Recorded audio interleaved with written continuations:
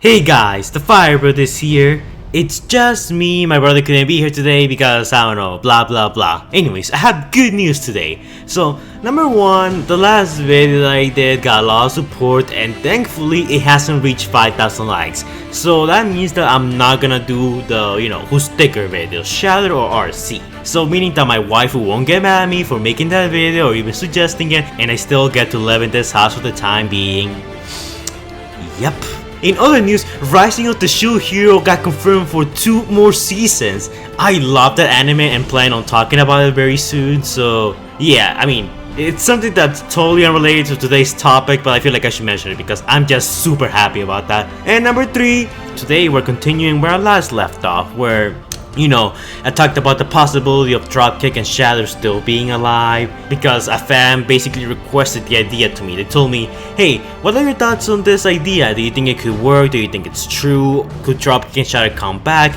And in that video I basically said that it's basically a Steve situation. There are many Dropkicks and Shatters, but the Dropkick and the Shatter that we saw in the movie are most likely, their own personality, their own guys. Like, we're never gonna see those two again. If we ever do see them, it's gonna be a Starscream situation. They're gonna be treated like the Seekers. There's many of them, they form a unit, they look alike, but other than that, Starscream and the Seekers are like different people, and the same thing could be said for Dropkick and Shatter and the other Dropkicks and the other Shatters that we see on the Cybertron scene. But now, I'm gonna talk about another theory, and this one hasn't been like requested or suggested by anyone. This is one that I came up with during my, re-watches of the final fight between Bumblebee and Shatter, because there is an interesting detail that I think could indicate the Shatter still being alive. Now, I would say that none of this is confirmed yet, but if they do decide to bring Shatter back, like, this is the perfect way to do it.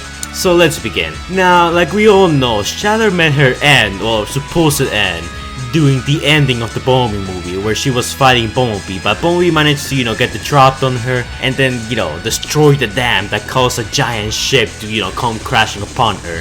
Now, the last we see of Shatter, she's basically about to get smashed. Before she hits the shore, we see her turn around and try to desperately escape her current situation. Now, before she hits the shore, she's looking directly at the direction of the shore. This is gonna be important in a second.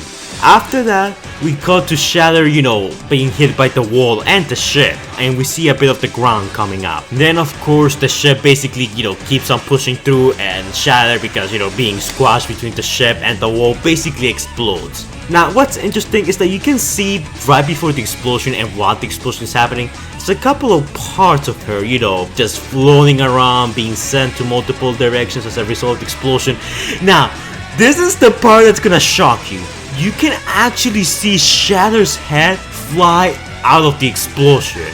You can see it right here, and it's still for the most part perfectly intact. Here in this shot that I found, you can see Shadow's head, you can see like her legs, her wings, her arms are being like tossed around to multiple directions because, her body got destroyed like bad. But surprisingly enough, we actually see Shadow's head survive the explosion. We see it like be tossed forward. Then the explosion happens, and then we get this shot of, the ship basically stopping after that happens, and Bumblebee falls down, and then Charlie goes to rescue her. Now, you guys might be thinking, fire, so she got decapitated. How is that indication that she could still be alive? Now, if you've been paying attention to the previous Transformers movies, then you will know that this is nothing new. There has been Transformers in the past who have been able to survive by, being just a head. A couple of examples of this will be Mohawk, Frenzy, Megatron, Cockman because he's a Headmaster,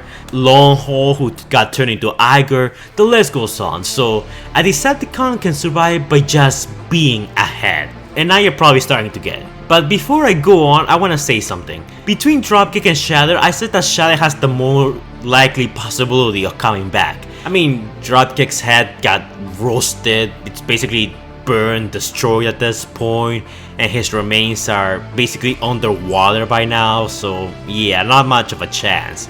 But not only that, I think the reason why Shatter has a likely chance of coming back is because she's an original character.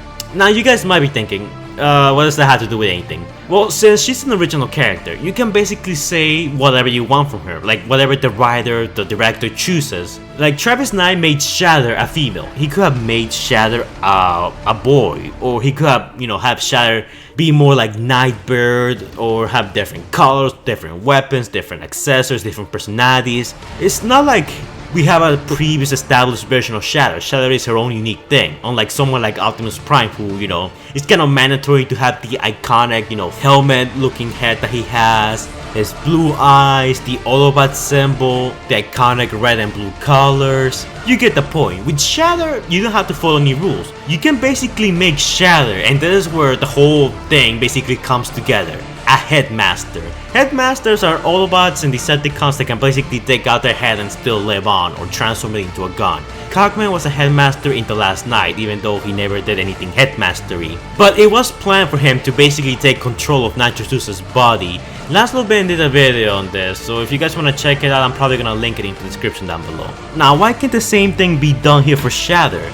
Now, this is perfect for a variety of reasons. If you make Shatter a Headmaster, not only can you bring her back into the next film, but you also introduce Headmasters while you're at it. With Headmasters, you can't just destroy the body like Dropkick or any other Decepticon. You actually need to go for the head, otherwise they're gonna still be alive. And if Shatter does survive as a head, this doesn't invalidate the Bumblebee movie. The Bumblebee movie basically was about Charlie and Bumblebee trying to prevent the Decepticons from getting an army before the Autobots get to Earth. We do know that the Decepticons are eventually gonna make it to Earth, like Soundwave did in the Bumblebee comic, the sequel comic. If you have Shatter be just a head, then without her larger body, she can't just go around, create another antenna and be like, hey, Cybertron command, my partner got killed and this Bumblebee guy just called reinforcements.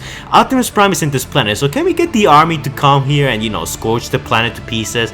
She can't just do that because she's just a head. So she's gonna have to lay low and wait for all the Decepticons to arrive, like Soundwave, Megatron, and so on. So if they go for this approach, not only do you get to keep a great character that the fans have begun to love and really like, but at the same time you don't destroy the Bumblebee movie, you don't make the events of the movie pointless. Now you're like, it's a good thing that Shatter lost her whole body in the Bumblebee movie, because if that wasn't the case, then she could just contact the other Decepticons and then they will arrive to Earth and destroy it along with the Autobots, and we couldn't have gotten the sequel movie. This way, you introduce Headmasters, you keep a cool character alive, and you don't invalidate the events of the Bumblebee movie. Now Shatter has an excuse for being alive and laying low, like not destroying the main purpose of the B movie. It all works really nicely, and the crazy part is that this could actually happen because even on the fight itself, you can actually see Shatter's head fly by, and they don't really have to worry about explaining how she can survive as just a head. In the previous movies, Mohawk, Frenzy, and all the Decepticons that survive by being just a head, so it is possible. But it was never really explored. With Shatter, you can just say she's a Headmaster, and Headmasters can only be killed if you go for the head.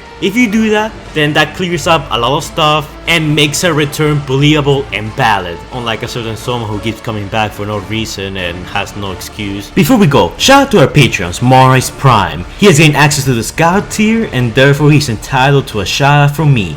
If you guys want to donate to my Patreon, links in the description down below. If you do so, you can get a shout out to your channel, you can do a collab with me, request your own videos, get special roles on my Discord, and stuff like that.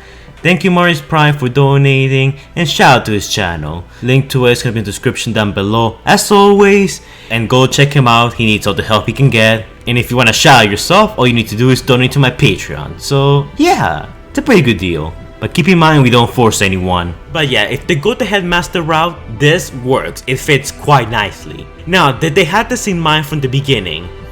I'm gonna say that Travis Knight probably did not intend to keep Shatter alive as in the form of a Headmaster. I think that what we see of Shatter at the end is like, supposed to be her death. But considering that her head flies by and we saw that, Transformers survive by being just a head, if the next director of the Transformers movie chooses to bring Shatter back, they can just use the excuse of, oh, she's a Headmaster, so therefore she can survive by being just a head. So her body got destroyed, but since she's ahead, you know, it doesn't really matter, she's still alive and can still come back if she gets a new body, or you know, someone else builds a new body for her.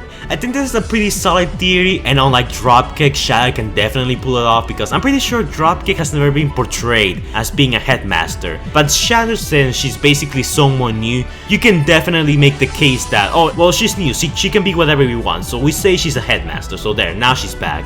It's simple, it works, it fits in the universe, it doesn't ruin the B movie. What else could you want? But anyways guys, that's my theory. I thought about this theory for a long time and I never got around to talk about it, but here we are now. It kind of upsets me that between she and Dropkick cannot come back no matter what, because he can already, you know, bite the dust. But Shatter, at least, I like Shatter a lot. I liked her a lot in the B movie. I just wish she did a whole lot more. And if they choose to bring Shatter back and they use my theory, the whole her being a headmaster thing to bring her back, it works surprisingly well and it fits ridiculously well with the universe. So I hope they go this way. But anyways guys, let me know what you all think. Do you guys agree with my theory that Shatter could come back as a headmaster and that her basically intact head flying out the explosion could basically be like a possibility for other Transformers writers, directors to bring her back as a headmaster? Personally, I think this theory fits, and until we see Shatter come back, this just remains a theory. But it's very interesting that unlike Dropkick, who we saw his head, you know, be crushed, explode, like incinerated, we saw Shatter intact. And keep in mind, unlike Dropkick, who, you know, was all, you know, blackened and burned, Shatter still has a red eye, so she was still functioning even after she, you know, was sent flying as just a head. So even more fuel to the fire. I would say that this is semi-confirmed, it's not like a legit confirmation, but the movie seems to imply this way. And last we saw Shatter, her eyes were still active, so that could mean a whole lot of things. But yeah, like, comment, subscribe, and I'll see you guys in the next video.